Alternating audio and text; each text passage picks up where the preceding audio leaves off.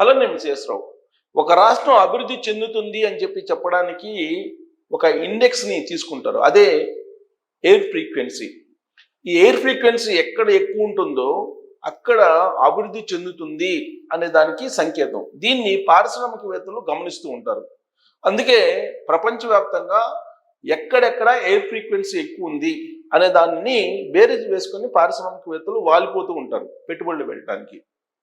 ఇప్పుడు ఆంధ్రప్రదేశ్లో Gannavaram airport frequency గమనిస్తే కనుక గతంలో ఎప్పుడూ లేని విధంగా ఆక్యుపెన్సీ రేషియో 100కి 100% ఉంది. గన్నవరం నుంచి సింగపూర్ వెళ్ళేటువంటి ఫ్లైట్ ఉంది, గన్నవరం నుంచి షార్జా వెళ్ళేటువంటి ఫ్లైట్ ఉంది, షార్జా దుబాయ్ అక్కడికి వెళ్ళేటువంటి ఫ్లైట్ ఉంది, షార్జా నుంచి దుబాయ్ విజయవాడ గన్నవరం నుంచి దుబాయ్, దుబాయ్ నుంచి షార్జా, ఇలా ప్రయాణం చేసేదానికి సపరేట్ ఫ్లైట్లు వేశారు. అక్కడ వారానికి 2 రోజులు ఉన్నాయి. వాటికి 100% ఆక్యుపెన్సీ రేషియో ఉంది. అంటే విమానాలను పెంచాలి, విమాన ఫ్రీక్వెన్సీని పెంచాలి అనేటువంటి ఒపీనియన్కి కేంద్ర విమానయాన శాఖ వస్తూ ఉంది.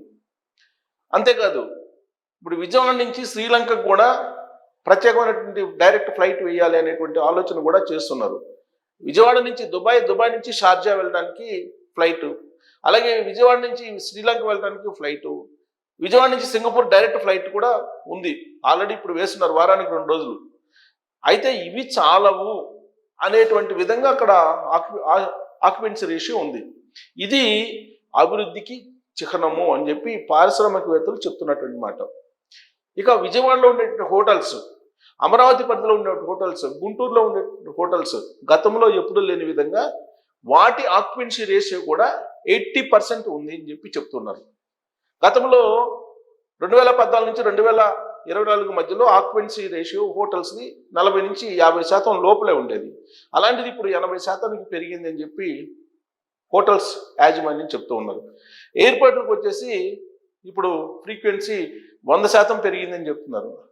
అంటే రాబోయేటువంటి రోజుల్లో ఆంధ్రప్రదేశ్ అభివృద్ధి చెందుతుంది, అభివృద్ధి చెందే దిశగా పరుగులు పెడుతుంది అనే దానికి దీన్ని ఒక ఉదాహరణగా తీసుకోవచ్చు. ఇలాంటి పరిణామమే మనం 2014లో కూడా చూసాం. 2014లో డైరెక్ట్గా చెన్నై దిగి చెన్నై నుంచి అమరావతి వెళ్ళేవాళ్ళు, శంషాబాద్ ఎయిర్పోర్ట్ని టచ్ చేయకుండా, హైదరాబాద్లో ఉన్నటువంటి ఎయిర్పోర్ట్ని టచ్ చేయకుండా. ఇప్పుడు సింగపూర్ వెళ్ళేటువంటి వాళ్ళు కూడా విజయవాడ వెళ్ళి విజయవాడ నుంచి వెళ్ళిపోతున్నారు ఎక్కువ మంది. హైదరాబాద్ టచ్ చేసేటువంటి పరిస్థితి లేకుండా హైదరాబాద్ శంషాబాద్కి రాకుండా విజయవాడ నుంచి సింగపూర్ వెళ్ళిపోతున్నారు, విజయవాడ నుంచి దుబాయ్ వెళ్ళిపోతున్నారు. ప్లస్ తక్కువ రేటుకి కూడా flight tickets compare to Shamshabad పోల్చుకుంటే కనుక వస్తున్నాయని చెప్పి చెప్తున్నారు స్వల్పంగా. మరి ఆ కారణమా, లేదంటే గన్నవరం నుంచి డైరెక్ట్గా దుబాయ్ వెళ్ళటం లేదంటే సింగపూర్ వెళ్ళటం ఈజీ అనుకుంటున్నారు, కానీ మొత్తం మీద ఫ్రీక్వెన్సీ అయితే 100కు 100% పెరిగింది. ఇప్పుడు ఫ్లైట్ల సంఖ్య కూడా పెంచబోతున్నారు. ఇదే ఇండికేషన్ ఆంధ్రప్రదేశ్ అభివృద్ధి చెందుతుంది అని. ఎందుకంటే వృద్ధి రేటు కూడా జాతీయ సగటు కంటే ఎక్కువ ఉంది. చంద్రబాబు గారు చాలా క్లియర్గా చెప్తున్నారు, వృద్ధి రేటు 17% ఉండాలి టార్గెట్ అని చెప్పి.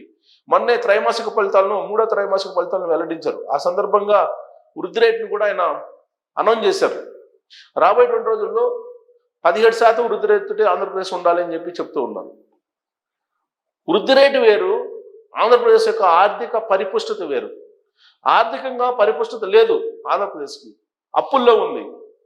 కానీ వృద్ధి రేటు విషయంలో మాత్రం పరుగులు పెడుతుంది. దానికి కారణం ఏంటంటే ఇన్ఫ్రాస్ట్రక్చర్ డెవలప్ అవుతుంది, అక్కడ ఉపాధి దొరుకుతుంది, ఉద్యోగ అవకాశాలు క్రియేట్ అవుతున్నాయి. అలాగే సాఫ్ట్వేర్ రంగం బాగా అభివృద్ధి చెందాల్సినటువంటి పరిస్థితి ఉంది. అక్కడ వ్యాక్యూమ్ ఉంది, ఆ వ్యాక్యూమ్లో ఇండస్ట్రీస్లు వచ్చేస్తున్నారు. అదే మనకి తెలంగాణ తీసుకుంటే, హైదరాబాద్ తీసుకుంటే కనుక ఇక్కడ వ్యాక్యూమ్ లేదు, ఇక్కడ కాంపిటీషన్ ఎక్కువ ఉంది. కానీ అక్కడ కాంపిటీషన్ తక్కువ ఉంది. పైగా ఈజ్ ఆఫ్ డూయింగ్ బిజినెస్ కాస్త స్పీడ్ ఆఫ్ డూయింగ్ బిజినెస్ చేశారు చంద్రబాబు నాయుడు గారు. అందుకే అక్కడికి వచ్చేటువంటి ఇండస్ట్రీస్ల సంఖ్య కూడా పెరుగుతుంది. ఆ కారణంగా ఎయిర్ ఫ్రీక్వెన్సీ కూడా పెరుగుతుంది. జనవరి 26న భోగాపురం ప్రారంభం అవుతుంది. భోగాపురం ఎయిర్పోర్ట్ కూడా ప్రారంభం కాబోతుంది.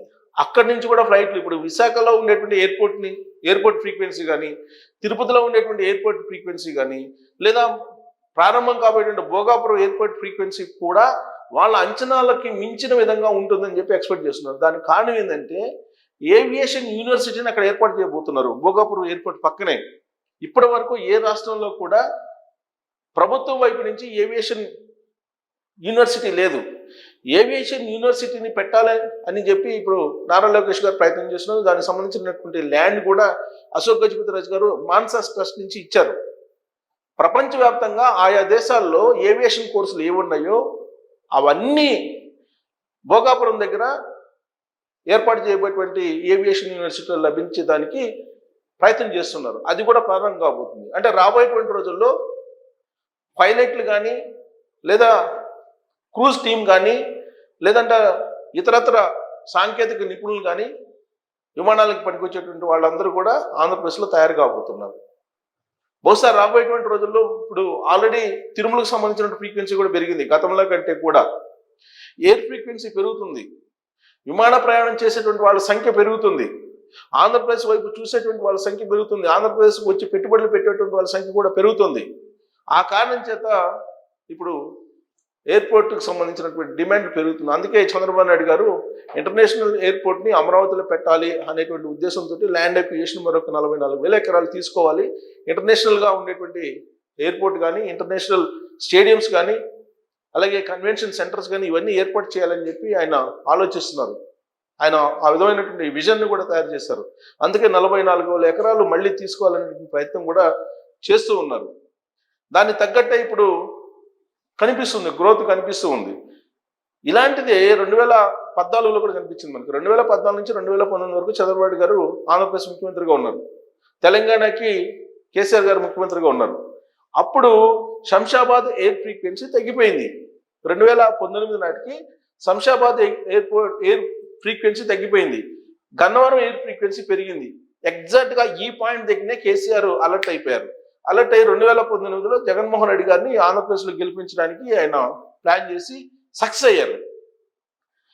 డైరెక్ట్గా అమెరికా నుంచి కూడా ఫ్లైట్ వేయాలి గన్నవరానికి అనేటువంటి ప్లానింగ్ కూడా అప్పుడు జరిగింది. ఆ టైంలో జగన్మోహన్ రెడ్డి గారు ముఖ్యమంత్రి అయ్యారు.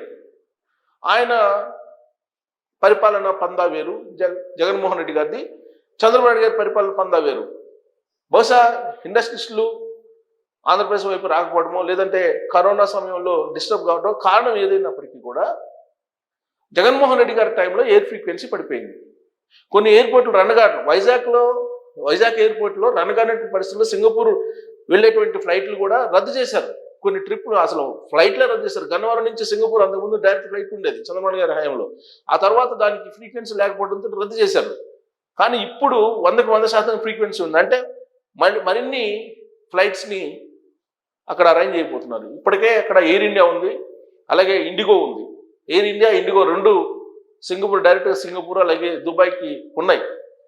ఇప్పుడు మరిన్ని ఎయిర్లైన్స్ కూడా అక్కడ రాబోతున్నాయి. ఎందుకంటే అక్కడ ఫ్రీక్వెన్సీ ఉంది కాబట్టి ఎక్కడ లాభాలు ఉంటే అక్కడికి వస్తూ ఉంటారు ఇండస్ట్రియలిస్టులు.